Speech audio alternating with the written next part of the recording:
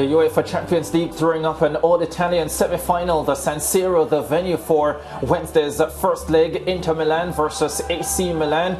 3 minutes of glory for Inter Milan, scoring in the 8th and 11th minutes, and that decided the tie. Both sides won their allocated home derby games in Serie A this season. Milan 3-2 in September, Inter 1-0 in February. In between, they also met in the Italian Super Club, played in Saudi Arabia, and it was a confident win for Inter by 3-0. Dzeko can be such a danger here, trying to get free. Goes towards him. What a danger he is, Edin Dzeko. You couldn't have called it any better. There was the threat. He gets away from the marker. Is Calabria, who's the right back, not the biggest player. Dzeko coming away from goal on the volley, left foot, no chance for the goalkeeper. Barella, Di Marco, back to Martinez, who lets it run, and they're in again, and it's Mkhitaryan, and Inter are being cut apart here. More brilliant football by Inter. And Mkhitaryan, who's been so much better for Inter than he was for Roma, arrives at the right time. Tonali just lets him run off the back of him. It's poor from Tonali. Good first touch and an even better finish. Waits for the goalkeeper to go to the ground and then just lifts it over him. Unbelievable start for Inter here.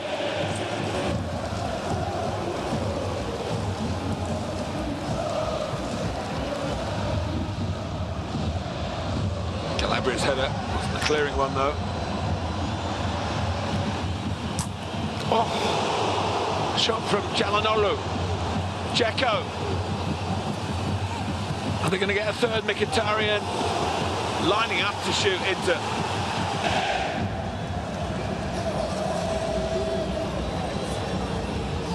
That's good from him. Tonali.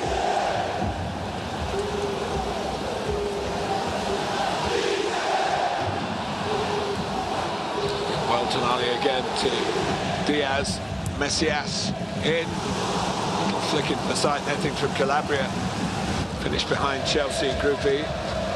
Chelsea did the double over Rossoneri, who are in trouble again here, and it's a penalty against Care. Martinez was slaloming his way through into a scoring position. What's the referee going to do in terms of the other punishment? Was there enough contact? Contact doesn't necessarily equal a foul. Not sure why he would want to go down. He was through. Does Tomori catch him just there? I'm not sure he does.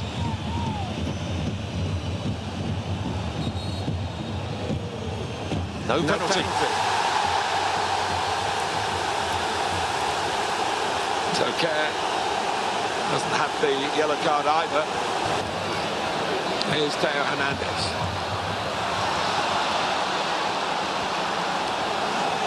They're on the move again into the Dzeko. It's come to Di Marco, comes back to Lautaro Martinez, who puts it off target. Forward by Di Marco. The chase on here. Won by Emmanuel. Now first chance for Origi. Have a go at Darmian. It's a clever pass to Diaz. Giroud setting up Tonali. Oh, he's hit the outside of the post. Barella. Lukaku trying to smuggle it through. Barella went from behind him, in front of him, and now Lukaku half looking for an avenue to explore himself and line up across here. Was a mistake by Messias. Lautaro Martinez. Darmian. It's a muddle from Milan. And that should be it. I have to say, Inter, from the start of the game, dominated, got the 2-0 lead. Hasn't been quite so good in the second half, but I think they deserve their victory. Yeah, Inter Milan getting the job done in the first leg of their UEFA Champions League semi-finals. against AC Milan. Brent Sancho, one of our international football analysts, joins us now. Brent, how are you doing? Talk to me about this game. 2 goals in 3 minutes doing the job for Inter Milan. AC Milan looking below par in that first half. How would you assess it all? Being very generous with that below par statement. They were worse than below par. They were non-existent really for the first 30-35 minutes of the game.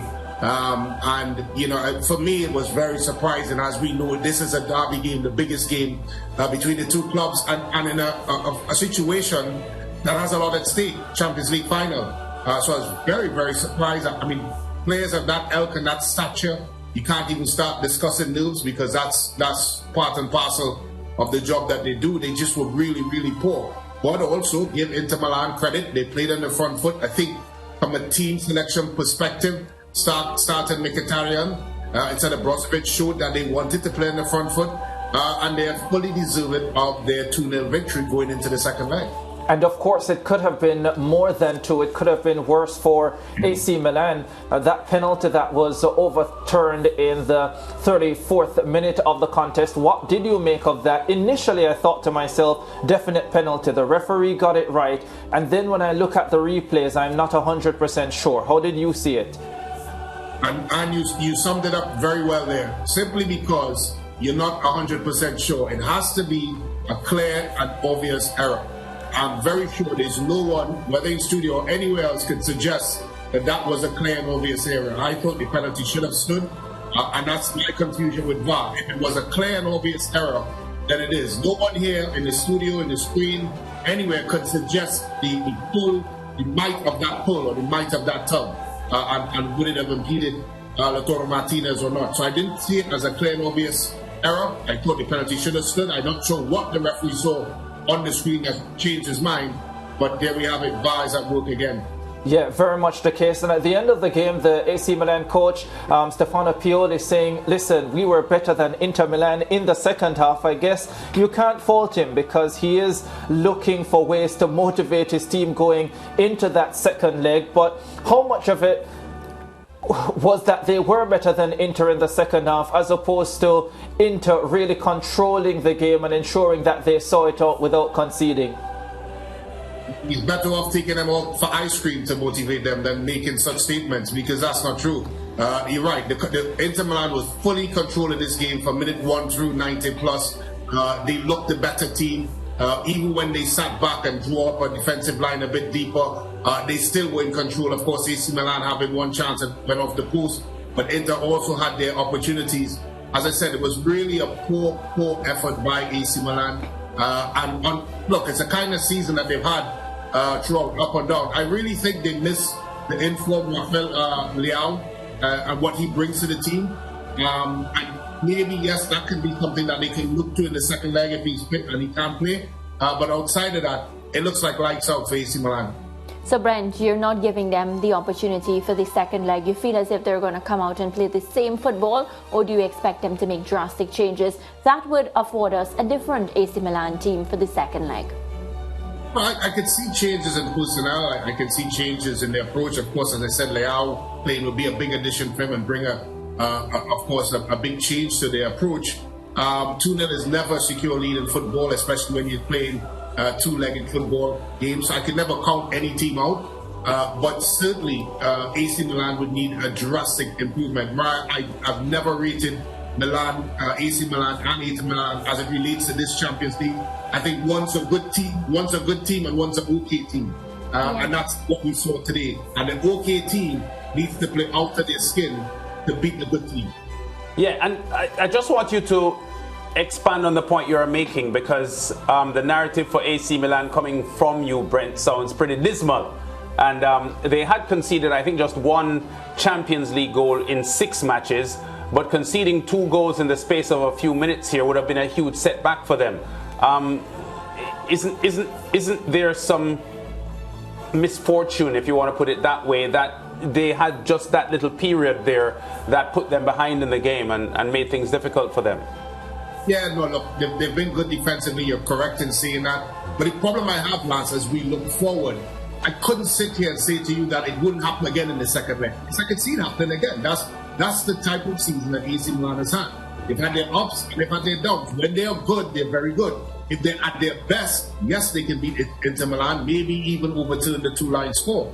But I just don't know where it's going to come from, because from what we've seen, if we were to take it from an average of the performances we've seen throughout the season with AC Milan, the next leg may end up a 1-1 tie, simply because, as I said, AC Milan just don't have it in their locker to really turn it on and turn around a 2-0 deficit. Yeah. So what do you think Stefano Pioli told the team at half-time? Because they were a little better coming out after the break. I know you responded to Ricardo just now to suggest that you didn't think their improvement was profound because you thought Inter were in charge of the game. But what would have been said by Pioli to his team to be better in the second half? Because they were. Well, I think that better was really in spurts and in moments. It wasn't collectively better. That man on the ball right there is one of the reasons why they were better, because for that period in the second half, they now had pace, they had a bit of impetus, they had people running and breaking lines and trying to get beyond the Inter Milan defense. But that did not happen for the entirety of the second half. It happened in moments and very, very brief moments. And I would also suggest, Lance, that within the moments that they had, there were also very long periods where Inter Milan was very, very comfortable. So yes, we saw incremental improvement, but not the sort of improvement to suggest that you're going to come out with guns blazing and flags waving.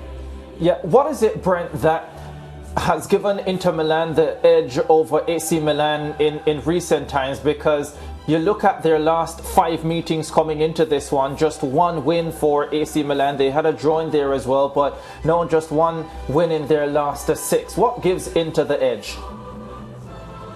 I just think they're a better team, Ricardo. I mean, I know it sounds a bit silly, but I just think they're a better team, and you know, they have a little bit more quality than AC Milan. They're able to collectively be a bit more dangerous, and I think when you put those factors into it, there's a reason why they have dominated AC Milan in terms of the amount of games it's played throughout the season. And it's you know, sometimes we try to make things very complicated in the sport. But if you have better players and more quality in your team is showing quality, you will have better results. And I think that's what we saw today. That's what we saw throughout when the teams have played. There are special moments for AC Milan, and that man, Rafael Leao, is one of the special persons that could create a special moment. But outside of that, the collective between the two is certainly weighing towards Inter Milan. Yeah, and just talking about quality, I want to spend a quick few seconds on Henrik Mkhitaryan. You spoke about him given the starting role today and ending up being player of the match. Just talk to me about his overall performance and how he impacted this game today.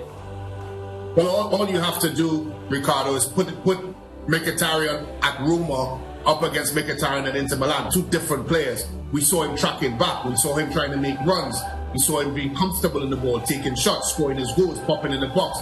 What we saw from a Mkhitaryan from Borussia Dortmund days, we saw flashes of it and we saw periods of it. We didn't see it at Roma. We didn't see that heart. We didn't see the application that that you want from him. He's a special player. He's a special talent. I think the frustrating thing about him is that he just doesn't do it for long enough periods. Albeit he did it at Dortmund, but he certainly hasn't done it since he's moved from there. We've seen flashes of it today for Inter Milan, and a credit to him because yes, I didn't have him down as starting, but he did very, very well today. And I think if he continues in that vein of form, he would be a problem for AC Milan going into the second tie. Yeah, for sure. A lot of problems for AC Milan going into the second leg of this tie. Brent, thanks very much for chatting with us. I guess we'll hear from you tomorrow as well because Europa League action will be on your home of champions. Take care, Brent. Have a good one, guys. Yeah, UEFA Europa League first leg action coming up on Thursday. We'll have that for you on SportsMax as well. Roma versus Bayer Leverkusen, that's at 2 p.m. 3 ECT, and Sevilla will take on Juventus in the other semi-final. All the action can be found as well on the SportsMax app. You can download it now from the Google Play or the App Store.